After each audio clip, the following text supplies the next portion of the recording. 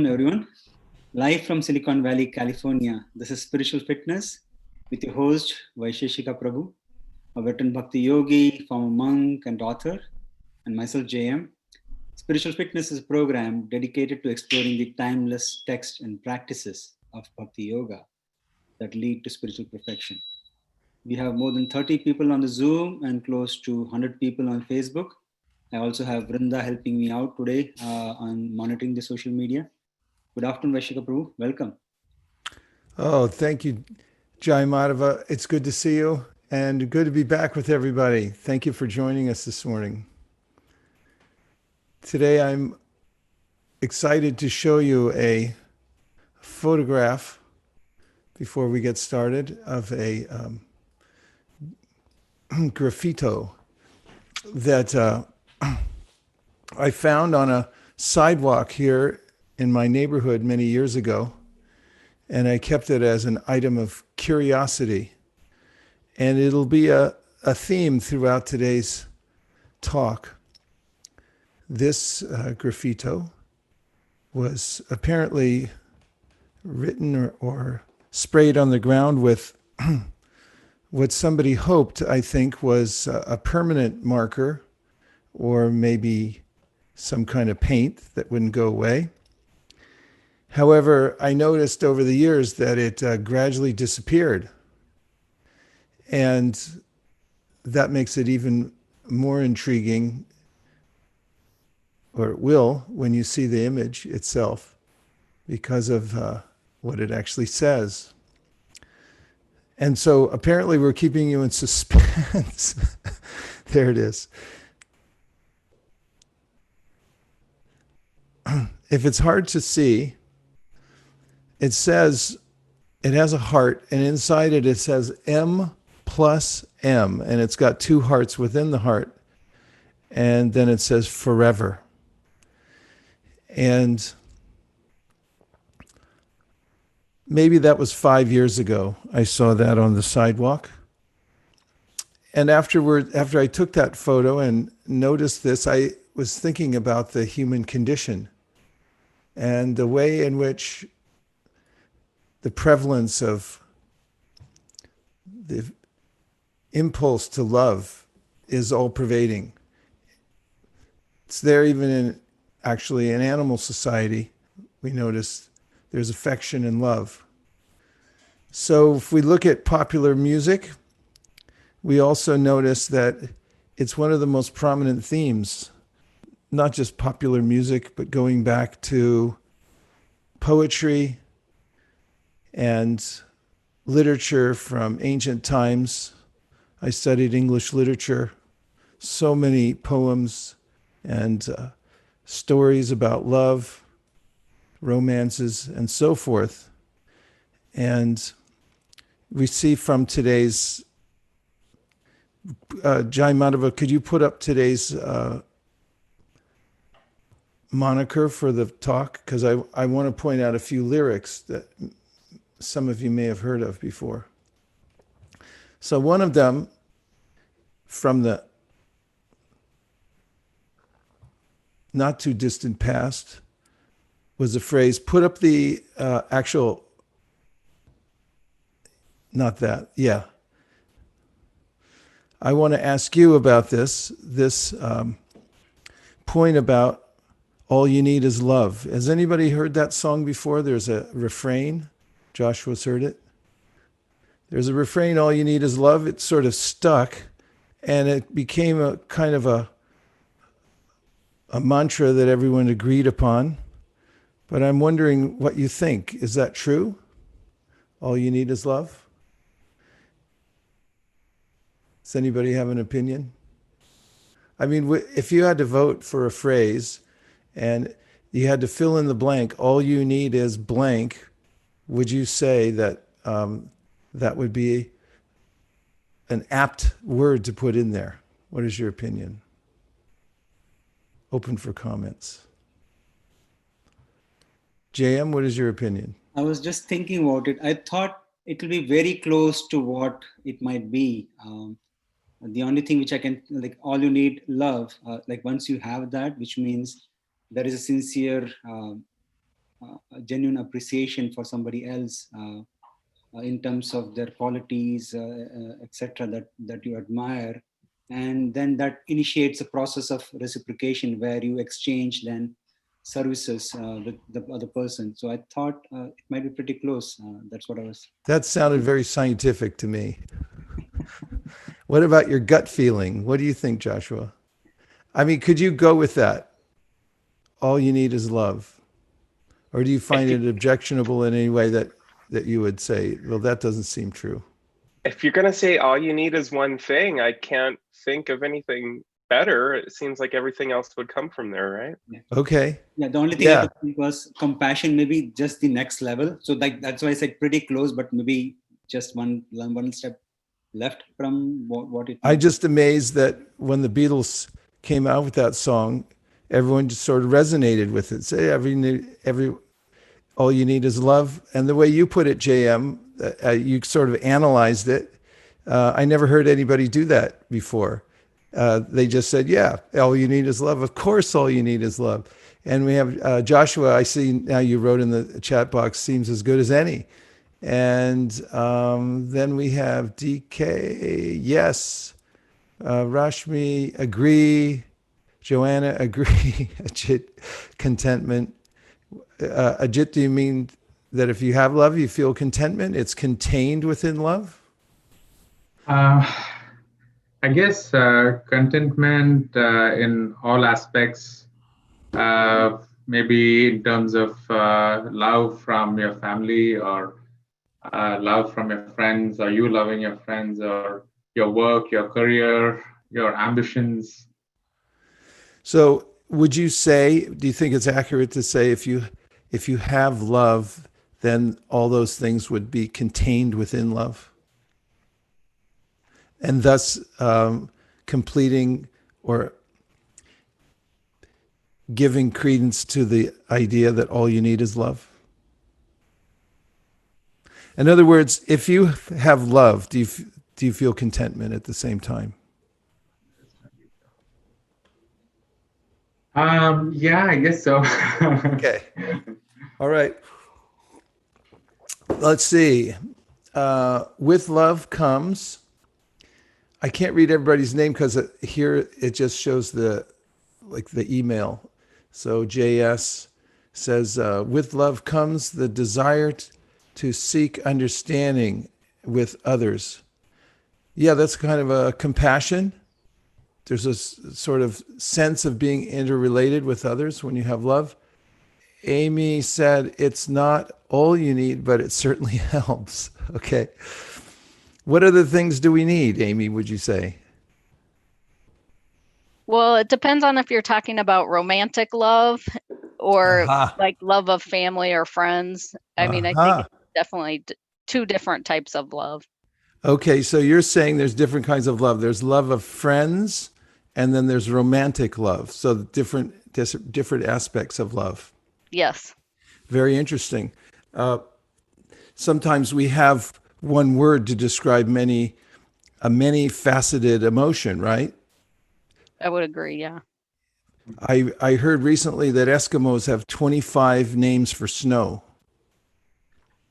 because they live with it all the time. And there's snow is not just regular snow. Even skiers have more than one name for snow because they're looking into the quality of the snow and they really notice the difference. And in the ancient Sanskrit literatures, especially those which are related to bhakti yoga, which is the yoga of love and gratitude, there are many, many names for love describing its quality. And as you just said so aptly, Amy, the various aspects of love that we have. There are various gradations and there are various entities that we love in different ways, right? Yes. Yeah, nice. Thanks for bringing out that nuance. Very important. Let's see who else weighed in on this. A. Galig says, you have to love yourself first. Aha. Yes. How would one do that? Do you have any words of wisdom for us on that? Loving yourself first.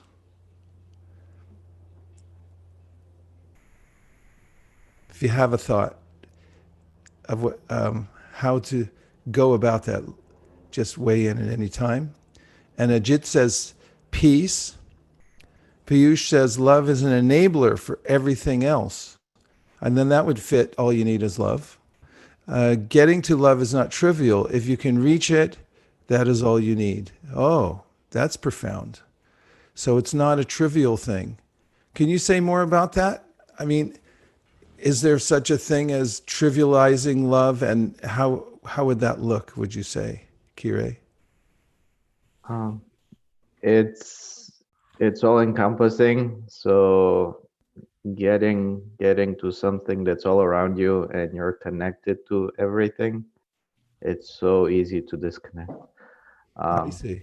Yeah, yeah. That's I like what you said, because actually in a description of what is a primal description of love, that is that it actually comes from our very self. We are described in the Vedic literatures as being non-material, because stones don't love each other, but consciousness is the source of love. And the more that the consciousness is purified, according to the science of yoga, the more the love becomes purified and also well placed. For instance, have you ever heard of the song, since we're on lyrics today?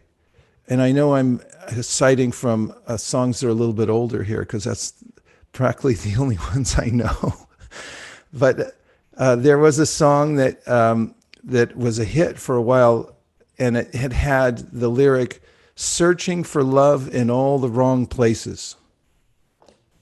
Did anybody hear that song? Or am I the only one? No, I think that came from, what was it, the Urban Cowboy or something? Yeah, I think you're right. You're pretty good. Way back. Yeah, searching for love in all the wrong places. I mean, many a truth is told in lyric and poetry and so forth. In fact, people gravitate towards musicians and poets because they feel that they're telling a kind of basic truth in a very raw way that we can identify with. And can anybody identify with that statement, looking for love in all the wrong places? Does that strike a chord? Or what do you think it means? Like, I'm connecting some of these thoughts. So looking for it in places, I think we need to look within ourselves. And when somebody wrote, "You have to love yourself first," my first thought is all you need is acceptance. And that comes, from within, that we accept ourselves. I know I beat myself up a lot. And that also ties to getting to love is not trivial. If you can reach it, that is all you need. It's like I'm on this journey, with multiple steps. I like that a lot. That's really nice. I like the way you said that you have to look within. There's something deeper, and I'm thinking that this idea about trivializing it means just putting it on superficial things. I mean, you could. When I went to buy my first car many years ago, I read up on it, how to buy a car, and one of the statements was, "Don't love the car because it won't love you back." And there's a way in which I might trivialize love by saying, "Oh, I love this," or "I love that," and we're talking about inanimate objects. Perhaps that could be a way of trivializing, but you were talking about getting to know yourself and accepting yourself and so forth. This really goes to the root, Jasmine, of the teachings of Bhakti Yoga. There are several steps or rungs on the ladder of yoga. So the first rung is called Karma Yoga. Karma actually comes from the root word kri in Sanskrit, which means to work. And we all work with our senses. The ancient literatures talk about how we have karmendriyas, and these are the working senses, and gyanendriyas, and those are the senses that gather knowledge. Oh, who could you to think give an example of a gyanendriya, or a sense that gathers knowledge? What would you say that would be? Venture a guess. What one of our senses gathers knowledge from the outside world almost constantly? Hearing, Is eyesight. Hearing, yes. I think that there was a tie there. And did somebody say something different? I said It's eyes. a two hearing. Yes, Oh, eyes and ears. Yeah, eyes Yeah. and ears are definitely, they're called gyan. Gyan is cognate with the modern English know. It comes from the same root in Sanskrit. And it means to know something. So it's actually miraculous how we use our eyes and we use our ears to take in information all the time. And so these are called gyan indriya. Indriya means senses. And then there's karmendriyas, or working senses. They just work for us when we need them. And what would you say, anybody, is a working sense? fight or flight. Yeah, but particularly a limb of our body, like some part of the robot that we're carrying around here, or that's carrying us around. Which part of our body would you say is a working sense? The head, the brain. The brain is called the sense within. It organizes all the other impulses. But actually, Touch. the arms and legs are working senses. They're counted as senses because they actually do work for us. So they're part of the overall apparatus of the human body. So karma, it means kri, it means to work. And there's a way of connecting our work so that we become more inwardly focused and we understand more about ourself and we get purified. So an example of this karma yoga is to work selflessly. That is, for instance, if somebody gives charity, they're doing something. It's not for themselves. They're doing for other people. And then the ancient texts would say, don't do it in public so that other people see it. Do it anonymously. In other words, you're doing it for other people, but there's no sense there that like, oh yeah, but I'm going to get some fame out of this. I'm going to be known as a philanthropist. So you do what's called selfless service. You use your senses for doing service for others. And this is a kind of yoga. It helps us to realize that we have a higher purpose. So this is called karma yoga. And there's a way that one gets purified by doing this kind of work. And then that comes to another rung of the ladder called jnana yoga. So jnana yoga means the yoga of knowledge. And there's a way that when we analyze using our brain who we actually are, the way the Jnani yogis do it is they take a look at all the elements in the body and then they say, which one of them am I? For instance, in the body, as any of you might know who's ever seen somebody cremated, and I've seen it a lot because a lot of people ask me to take their ashes and put it in holy rivers in India, since I go there a couple times a year. And once you get the ashes, you've got $2.42 worth of earth. Mm-hmm. And so is that me?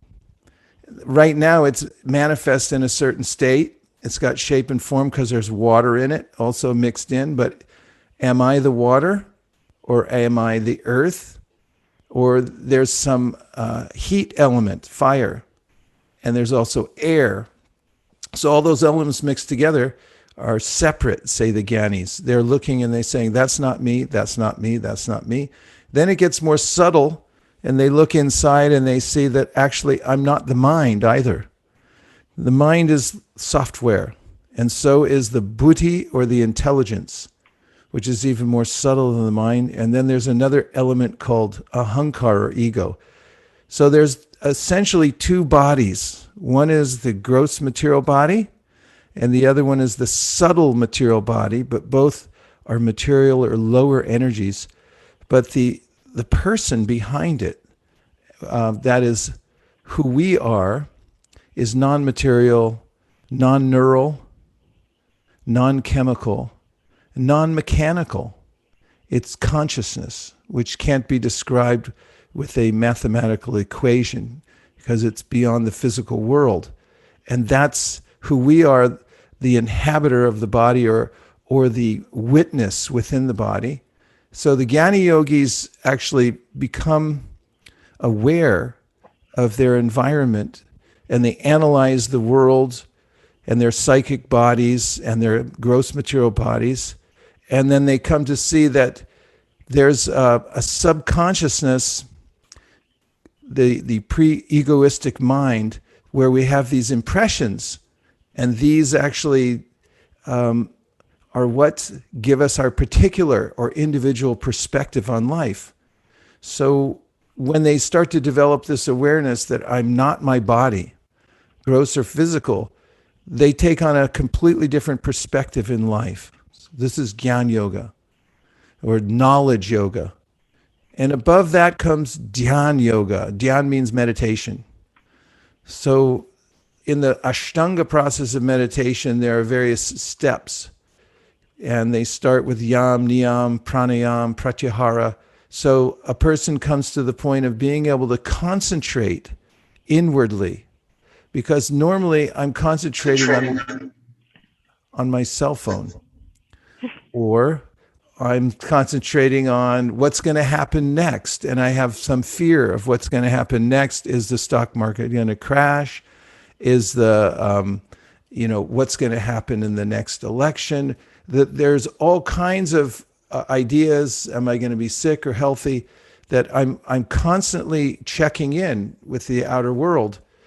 And Dhyan Yoga turns everything around, and I start looking inwardly to see what's actually going on inside. Interestingly, in the process, if you can concentrate on one point for 12 seconds, 12 seconds is a long time to be able to fix the mind in one place. This is called dharanam. And then there's another level at 44 seconds that you can hold the mind in one place. Not so easy. But this takes years of practice and so forth. And then in a kind of trance. Trance means that you're not seeing anything else. You're only seeing yourself inside. You start to notice that you're a conscious being, but there's a sense of another consciousness that's there. So in the Yoga Sutras, Patanjali, who wrote them thousands of years ago, talks about yoga psychology. And he says that we begin to become aware of another conscious entity who is our original conscious source. This is called Ishvara. So in very, very deep meditation, we realize that I'm being maintained by a higher potent reality, which is that complete whole, or the personality of ultimate reality. So that's an awareness that one can get through the process of dhyan or meditation, which takes a lot of work.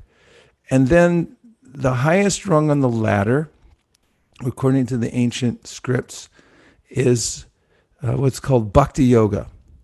And Bhakti Yoga is the yoga of gratitude or love, because when you become aware of your original conscious source, we as individual, autonomous, non-material, as sentient beings have a permanent relationship with that ultimate reality. And the way that it's described in the ancient literatures is that that ultimate reality is love personified.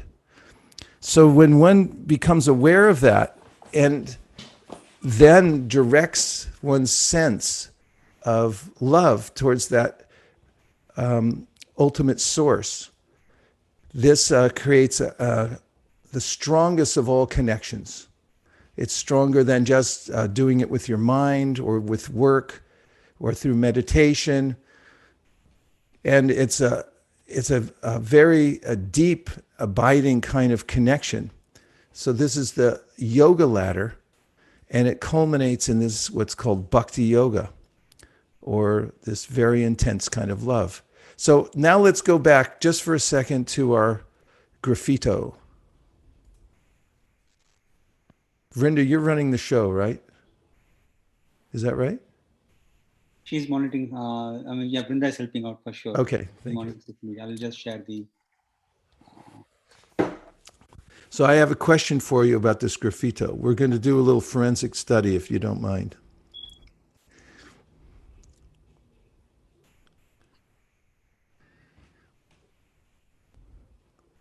Slide number 2. Okay. And I think you have to go to present mode. Yeah.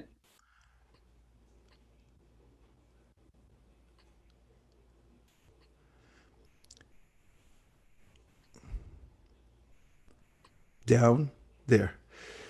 So my question is, the person who wrote this wrote forever.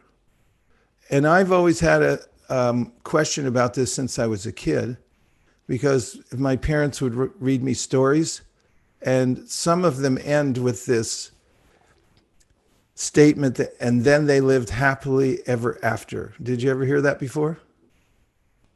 And here again, I'm seeing it, and M plus M. I want somebody to venture a guess who that is. And then what does it mean forever? Obviously, there's some kind of love situation going on here. And then what does it mean forever? Okay, Vrinda, you can bring us back to the other mode.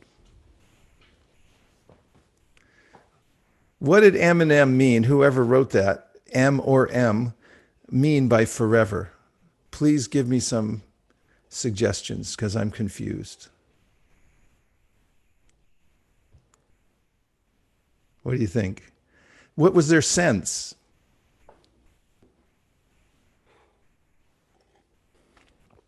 I know it's a hard one. JM, what do you think?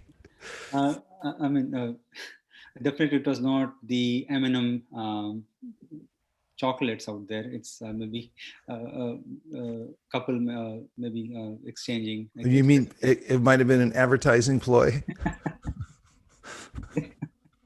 It could have been interesting advertising. Yeah, so it's just, I think, a couple exchanging their feelings for each other, and hopefully it stays forever, is what they're saying. Okay. Steve says Om plus me. Their level. Oh, I see. We're getting them on the chat board. I have to get used to this. Okay, so let's say their love will last. Sheila says their love will last forever. So in what way will it last forever, Sheila, do you think? Like, just somebody give me some fictional sketch of who M and M are based on the forensics, on what you saw, the level of artwork there, and just the raw expression on the sidewalk. Who are they? Somebody give me like a story. Teenage love. Teenage love, what do they look like? And is it one person that wrote it, or did they write it together? Can we tell from a handwriting analysis? She probably wrote it. Oh, she wrote it? Okay. So she wrote it, and she thought forever they'll be together. Yes. Now let me ask all of you, and you can vote here. There's a little button down at the bottom of your screen that says reactions. And you can you can put a thumbs up if you agree. So do you think that's reasonable for M to think that M will, I mean, first of all, we don't know if it's unrequited love or not, but let's just say that, it's mutual. Will it last forever? If yes, let me say, if you think it won't last forever, give me a thumbs up. Amy, Manya, Pankaj, Kelly. Okay. Would anybody be brave enough to defend their position? Why won't it last forever? Actually, probably wouldn't be too hard to defend, but go ahead and tell me why M and M won't be together forever. Nothing's forever. How do you mean that? Everything. I'm liking word now, but everything's temporary kind of thing, or everything will be in. Okay, we can agree with that in a lot of ways. Empiric evidence shows that. So my next question is, where does the idea come from? If everything in our experience is temporary, where does this pervasive idea come from? M&M forever. This is visceral. It's coming right out of the heart. This person is writing, I want this to go forever. And forever, they lived happily ever after. I used to think as a kid, like, how does that work? Don't we have to die? And, don't we have to move on? But where does the feeling come from? If you're walking in the desert, let's say out in the middle of nowhere, the Mojave, for some strange reason, and I mean, you're a geologist and you're looking at land formations, and way out in the middle of the desert where there's no civilization, nor has there probably been for hundreds of years, then you find, let's say, a gold coin, a minted gold coin with some figures on it. What question might you ask then? Simple question. More? Well done. Bravo. Yes. You'd ask were there more, and what else? Let's say as a scientist. Oh, who was Like, there before? Where did it come from? Where did it come from? Yeah, that's the question. So I think it was an astute observation that everything comes and goes in this world. We can notice that ourselves. I mean, that's something we can verify. But so where does this feeling come from that this love should last forever? Well, I'll stop begging the question here and just say that this is the subject matter of the ancient Vedas. They say the purpose of yoga ultimately is love. And that's the only emotion that satisfies all our desires. We have three states, three existential states of being. And those states have to do with our very nature, the very essence of who we are. So those are called in Sanskrit Sat, Chit, and Ananda. So Sat means being. Like we've done many times on this program, a meditation where we just try to be. Have you ever had anybody tell you, you're not a human doing, you're a human being? Because I'm always doing, and that's what defines me, what I'm going to do next, or what I just did a few minutes ago or last year, earlier in my life. But actually, we are beings. There's a sense that we actually exist. I barely notice it because I'm looking more at my life situation than I am on my life. And one of the ways we've talked about this before is by saying that what we are is more important than what we have. Because what we have is part of our life situation. It's only external. But what we are is something that always exists, always will exist. This is one of the points that is made in the Bhagavad Gita, that we don't actually die, that this idea of death is that my life situation changes. And throughout my sojourn in this particular body, there are many mini deaths where I have this sense that, I just lost something very important. And then when I leave this particular body, which is called a field, and I go to another one, we call it death. But actually, for the essential being that we are, we have an individual selfhood. We are a non-material atomic sentience. We are sentient, we're non-material, and we're atomic. And we have an autonomous identity, and that's always there. It never disappears. So the being part of our existence is called Sat. That means that we are. We actually exist, as opposed to things that don't exist. They're the world. It's not that it doesn't exist, but it's temporary. It's moving around us, and that's where frustration comes from. And actually, there's a yoga called the yoga of despair or the yoga of frustration. Because if we weren't incompatible with the world around us, then we wouldn't feel frustration. If we were also subject to change, then we wouldn't be frustrated by the world, by the way the world changes around us and constantly shifts on us. So this idea of crises, I'm in crisis, it means the world's changing and I can't control it. It doesn't mean the world's out of control. It just means my sense of the way the world should be is out of whack. So this sat is a part of our nature. We exist. And the second part, and out of three, is chit. Chit means that we know. We have a sense of knowing. And it means that we're consciously aware of various things. We can look at something and ascertain what it is. A chair or a rock can't do that. But because we have chit, or the potency for knowledge, we can know things. We can actually look at our environment and size it up and get an idea of what's going on. And this is coming from our nature, chit. If you notice that human beings are very much inclined to read. In fact, I was on a walk last night with my wife, and we walked by some store that's since closed down. And somebody had left a couple of books sitting on the windowsill on the outside. Actually, it was like a little bench. And I just noticed how my head turned to look and see, what are the titles there? And I thought, it's our inherent nature to always look and see, oh, there's some knowledge. I want to know something. This is called the chit potency. And the third inherent part of our nature is called ananda. And that is the sense for joy, to experience joy. Sak, chit, and ananda. So through the processes of karma and jnana yoga, there's a way in which one can come into awareness of one's sat, that I actually exist. What I am is more important than what I have.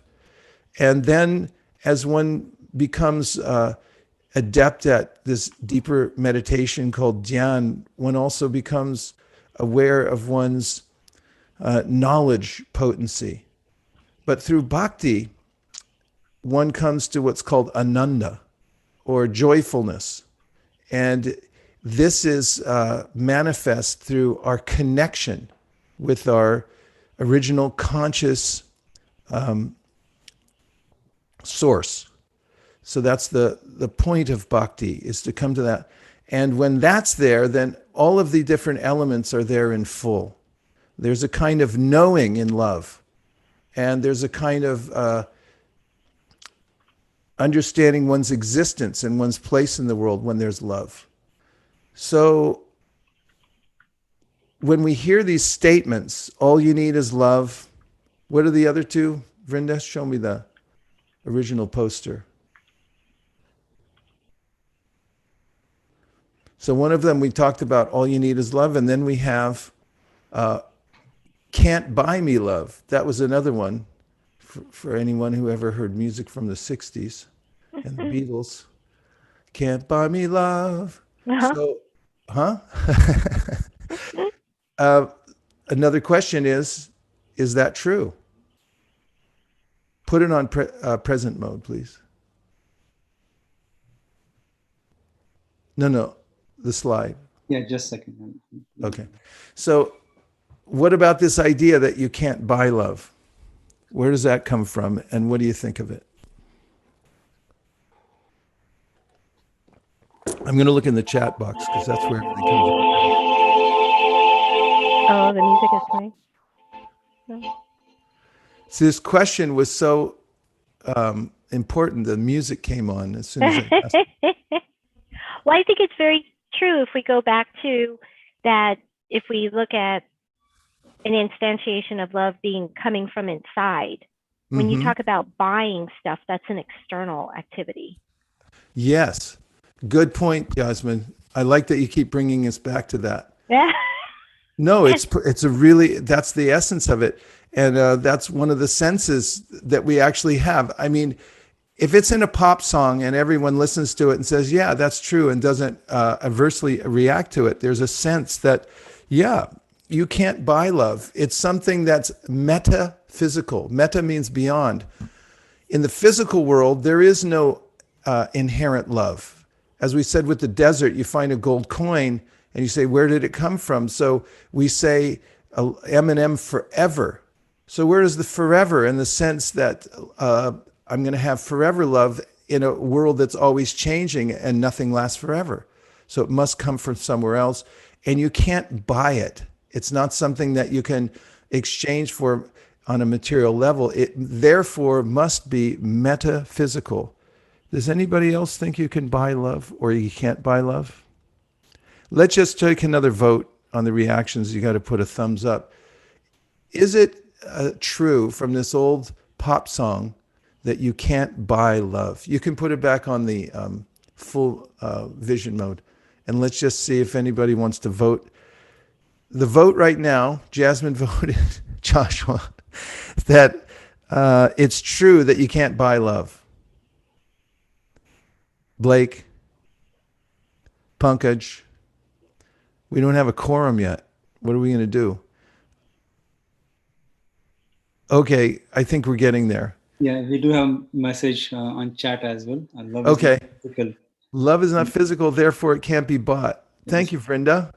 Vrinda posted for Lion. Okay. Yeah, you can't buy it. So that's very interesting. So if it's not physical, then it must be metaphysical. And this is the point of Bhakti Yoga. We can buy love, but not with money, but with love itself. Aha. Very nicely done. Bravo. So then it's a matter of love matching love. It has to be on a non-material level. Because if I say to you, I'll love you if you give me fill in the blank, money or something else. So now we come to the point of what's talked about in Bhakti Yoga, about the quality, the topmost quality of love. And Miriam says, we cannot buy love, but it's very dependent on the essence of time somehow. There is a strange phenomenon. Miriam, can you say more about that? I'm very interested in that time. Yeah. Do you hear me? Yes. Yeah, I don't know how to explain it, but I think it's very time dependent. Somehow time is something metaphysical, and you can somehow at some time you see somebody and it's something between gravity and time. That's what I understood so far. You mean love? Yeah, anything I think is from love, and like you can explain like love in a different ways. And if you see some people, you're like so connected to them and you don't see any reason. But if you come back to the time and how they become existent to this world, if you go to that origin, you will find you have some connection at other time. So there's it's very something that I experienced, and I kind of researched about it a little. So I cannot explain it, but I know there is something about time that like a natural connection you feel with certain people. Yeah, and it's time, and I know it's all about timing, when they born, like when the exact time that decided to be born. Mm-hmm. And that's how they related. I don't know how this is supernatural, but the time and the bond, yes, it's the same. Very interesting, Miriam. Thank you for adding that to the conversation. And I think going back to our graffito, in which M or M had written forever. And that's a kind of interesting concept that, what is the difference between forever and a time-bound world, and how that affects our sense of love. So the first element that's talked about in Bhakti is for love to be completely potent it has to be what's called a haituki and a pratyata. In other words, you're not asking anything in return. It's there's no cause for your love. It's naturally emanating.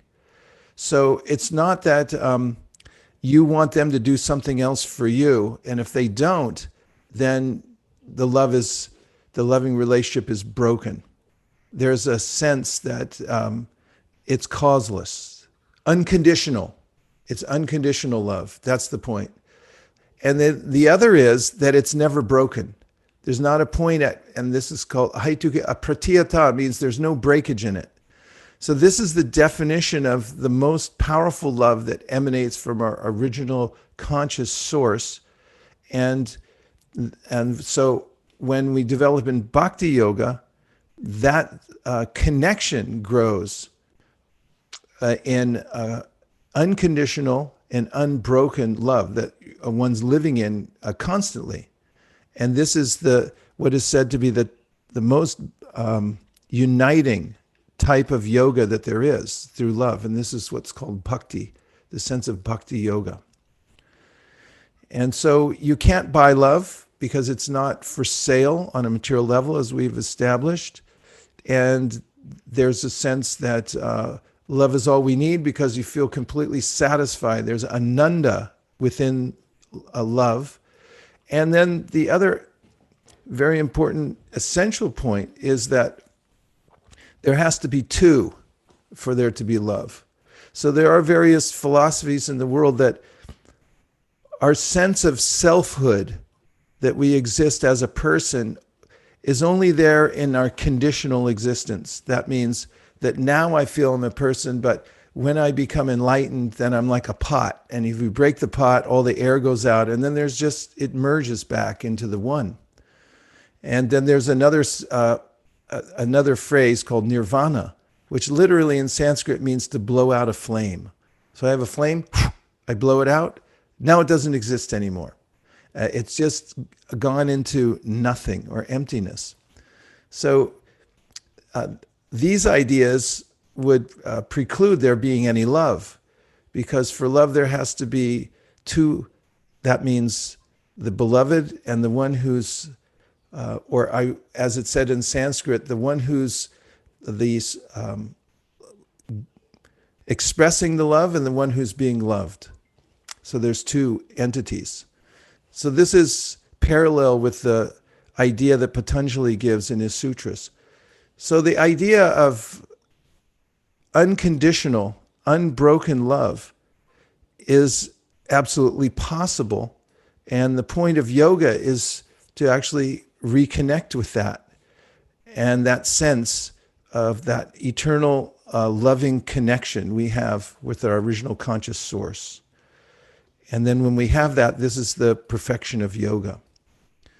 So, in the process of bhakti yoga, there are various ways of developing that. And the most prominent is through the what's called Shravanam Kirtanam. It's through hearing the sound vibration, as we've talked about before, non-material sound vibration that comes from a non-physical region. And this includes mantra. So by repeating mantra and hearing the mantra, then we enter into the realm of that sound vibration that comes from the realm beyond the material. And from our own expression in chanting the mantra, then we can also express what's in our heart. So the mantra itself descends, and by repeating the mantra, then we have this experience of extending ourself towards the mantra itself. So these are two aspects of bhakti yoga that anyone can practice, and it evokes that sense of eternal loving connection that we have. So let's see if anybody, before we go into this mantra, we'll just take any questions or thoughts you have about the concepts we've put forward so far. JM, what do you have that's stuck in your mind? I'll just read a couple of comments which came about. Vrinda has posted. Okay. One is from Radha Kanta. Love is the only thing that exists. This from Facebook. And another one is from Leon, which can we safely say that we live in a sort of simulation? Yes, thanks for bringing that up. Yes, this is one of the points that comes up in many of the yoga literatures, and most particularly in the Bhagavad Gita. There's a description of how the world we're looking at now is a reflection of reality. So let's just say you're really hungry. Did anybody not have lunch yet? Okay. And let's just say you're really hungry. And then we bring you in a really nice plate of food. And then next to the beautiful plate of food, we put a mirror. And then there's a reflection of that plate in the glass. So now what would happen if you went to have that for lunch? How would you feel? Jasmine? The reflection, Nice. if I went for the reflection? Yeah, in other words, you're trying to eat the food from the reflection.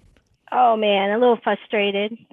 Boy, yeah, definitely. And let's just say you thought, okay, I just didn't try hard enough. So like you get a running start and you run into the... Oh man. This is what the Bhagavad Gita says. We're trying for love, or what that old pop song says, looking for love in all the wrong places. I'm seeing the reflection of it here in the world. It exists somewhere else, but actually I'm looking at a reflection. So it's described that this world is a reflection of reality, but I'm looking at the part that's temporary. I have the sense that it should be real and that it goes on forever, but I'm not getting that. That's why Eminem keeps saying forever, forever, forever, and it's just not happening. So yes, there's this reflective surface. That's what this world is. So the solution is to turn towards the reality, and that's what yoga means, to turn one's attention back to our original conscious source and our relationship with that source. That's where the essence of that love is that we're looking for. It's called bhakti. That was nice. Thank you, whoever put that up there. Who was that? Leon. Leon? Yeah. Leon rocks. Okay, let's see if there are any other comments before we do a little mantra meditation. Sure. Vrinda posted one more from Kamala. Love doesn't belong to this world. It's far beyond our consciousness. It's wireless, so to speak. It's the vibration we feel. She said it's wireless? Yeah. Hey, that's nice. Yeah, thanks for reiterating the point. This is one of the points I'm making, is that it doesn't come from this world. Just as the gold coin came from somewhere else in the desert, we have to ask, where did it come from? Where does my idea of forever love come from? And my sense that I want love, but I keep looking for it in the wrong places. So this idea is so satisfying that there actually is a way to reconnect with that love that's all satisfying, and it's overwhelmingly satisfying, not just a little bit, and that there's no breakage in it. And this is the idea of why yogis, great sages who enter into bhakti yoga, they become much less interested in other things. For instance, the trivialities of the world. Somebody mentioned trivialities earlier. Superficialities are no longer interested because they're actually getting the real thing. So if someone gives you the real plate of food, then the reflection no longer becomes an option. It's not that I want to keep banging my head against the mirror. Yeah. Okay. Any other last comments before we try some mantra meditation? I have a question Oh, yes. Please. I was wondering if we do take care of that relationship with the higher source, does that mean that it will be much easier for us to take care of the rest of our relationships, like with people or the earth? Is that Yes, and I'm glad you brought that up, with people and the earth. So one of the ways in which the earth has been trashed over the last 50 years is because people don't recognize that it comes from and belongs to somebody, and that it's part of our, that we're actually connected with it, intimately connected. They forget that connection. So in a similar way, yes, Carolina, Carolina, yes. Carolina, yes. This metaphor is given in the Bhakti scriptures. It says, when you water the root of a tree, there's a way in which the leaves and the branches automatically become nourished. So when we attend to that connection we have with our original conscious source, and that's a loving connection, unlimitedly, overwhelmingly loving connection, then the other aspects of our life make more sense. For instance, right now it's a huge issue in the world of why people can't or why people make distinctions between one person and another. It's written in our Constitution that there's, for forming a nation, that there's this idea that we're all created equal. And so this is a natural aspiration that everyone has. Otherwise, where did that come from, that idea that we should treat others with respect and see that they have an original source, that we all come from the same place? That's a metaphysical idea because you can't find it on the physical plane.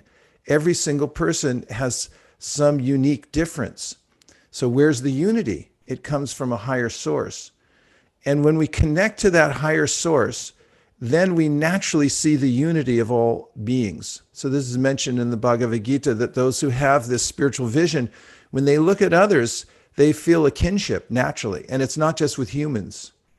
It's not just with a specific kind of humans, because these are my kind of humans. With all, not just all humans, but also all life. Because all life has this common ancestry. We all come from an original conscious source. So when we have that sense, then there's this overwhelming feeling of oneness with all life. So then why would you trash the planet when you have a sense? Like, when I see a spider in my room here, I don't freak out because I look at him and go, hey, it's a little person. He's looking back at me and he's afraid when I walk in, and he freaks out more than I do. The trees, the plants, these are all coming from our original conscious source. So there's respect there, respect for all humanity, for animals, for trees, life in general. So what a nice question you asked. It's so practical and important. Thank you very much, Carolina. Thank you. Yeah.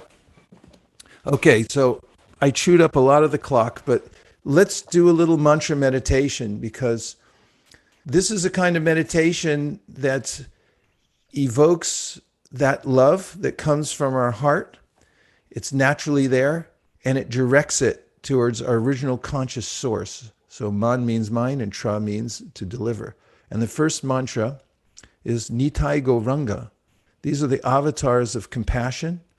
Avatar means, there are movies about avatars and so many speculations, but the Sanskrit word means an entity that comes from a higher dimension to a lower dimension. That's what it literally means in Sanskrit. So Nitai and Gauranga are two entities, Nitai and Gauranga. And these two entities then clear the path for spiritual realization. And if you say their name, because it's absolute, you connect to them. So we'll say the mantra Nitai Gauranga 10 times together, and you can say it behind muted mics, and I'll go at a cadence where you can breathe in between. Nitai Gauranga.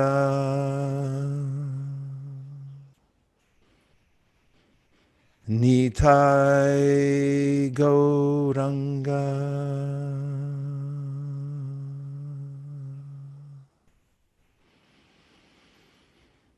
Nitai Gauranga.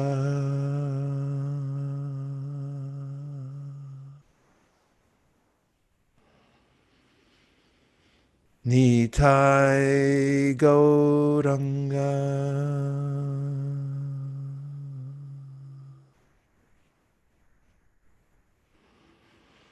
Nitai Gauranga.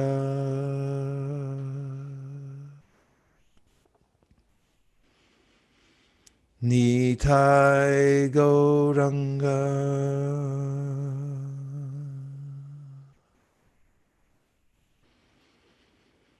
Nitai Gauranga.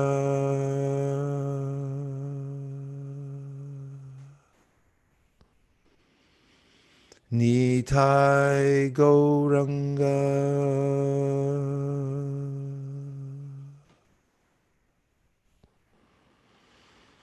Nitai Gauranga.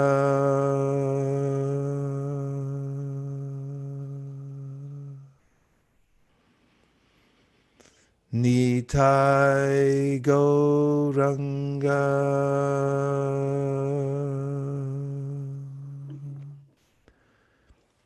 Then, after you've chanted your Nitai Gauranga mantra, you can move to the next mantra, which is called the Maha Mantra. And in the science of bhakti, love, the highest love, has a personified form. And that personified form of ultimate love is called Krishna. And Hare is the female aspect of that. So Hare and Krishna go together. And it's these two names together are the ultimate enchantment. So it's kind of interesting that we call it chanting, because it's meant to enchant us. And the vibration itself is otherworldly. It comes from another dimension. And Rama means Ananda. It means the highest pleasure. It's the kind of happiness that Eminem were marking there on the sidewalk, that forever. It's a kind of, it's a type of happiness that I'm very unacquainted with here in this world, because I don't see it. I see everything coming and going. Therefore, how could there be a happiness that continues without stoppage? So that's Rama. It's contained within that, just as a plant is contained within a seed. And when you plant the seed and water it, then it grows. So we'll do this mantra, the Hare Krishna mantra, and we can do it in unison. Hare Krishna, Krishna Krishna, Hare Hare, Hare Rama, Rama Rama, Hare Hare. Hare Krishna, Krishna Krishna, Hare Hare, Hare Rama, Rama Rama, Hare Hare. Hare Krishna, Krishna Krishna, Hare Hare, Hare Rama, Rama Rama, Hare Hare. Hare Krishna, Krishna Can you Krishna, hear me? Hare Hare, Hare Rama, Rama Rama, Hare Hare.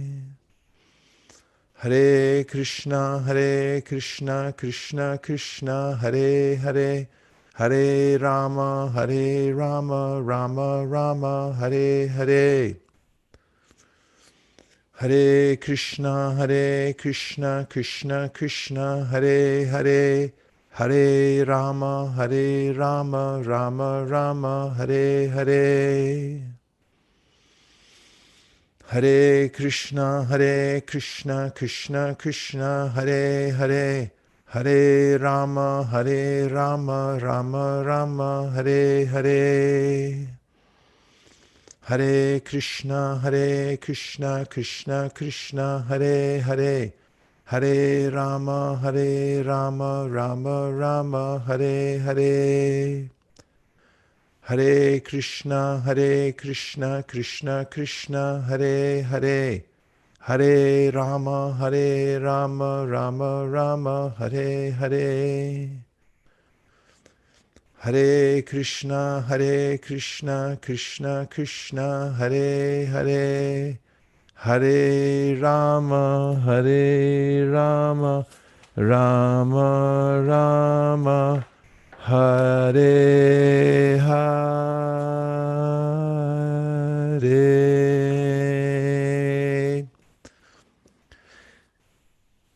These mantras have a extremely powerful effect, and you can do them as your private meditation.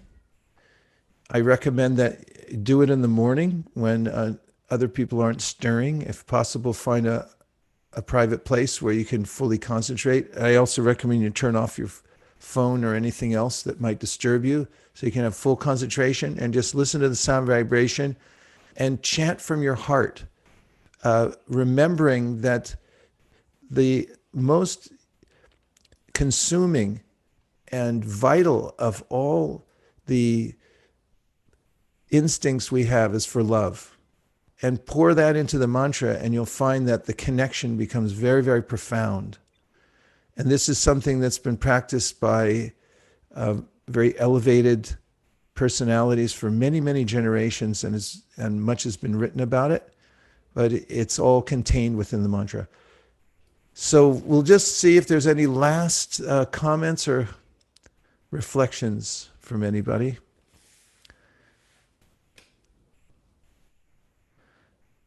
Sheila, thank you. Thanks for being there always. It's so nice to have you. And Joshua, yes, thank you very much. And thanks to Eminem too. Yeah, I wonder where they are right now. It's a interesting prospect to follow their lives and see how that worked out for them, that emotion. Yeah. Well, thank you very much, everybody, for joining us, and JM for helping to build the infrastructure to make everything work. Vrinda, thanks for being one of the technicians on the call today. We really appreciate it. Hope to see you on all the calls. And we'll see you all back here next week. And we'll look forward to continuing the conversation and the practice. Until then, be safe, be well, and keep the transcendental vibration going. Thank you very much. See you soon. Thank you. Thank you.